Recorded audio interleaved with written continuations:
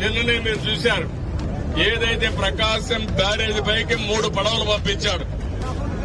ఒక్కొక్కటి 30 టన్నులు ఇనుము వేసిన పడవలవి నేరుగా వచ్చి 11,20,000 క్యూసిక్స్ ఆఫ్ వాటర్ పడతా ఉంటే అది వచ్చి కొట్టింది. కొడితే ఏమవుతుంది తమ్ముళ్ళు? అది సపోర్టింగ్ ఏదైతే ఉంటుందో అది ఇరిగిపోయినాయి. అదే కాలం గాని కొట్టుంటే ప్రకాశం బ్యారేజ్ కొట్టుకోబోయేది. ఎవరిని చూస్తే వైఎస్ఆర్ కాంగ్రెస్ బొమ్మలు వేసుకుని ఆ గుర్తుని కలర్లు వేసుకుని వాళ్లే వచ్చి కొట్టే పరిస్థితికి వచ్చింది.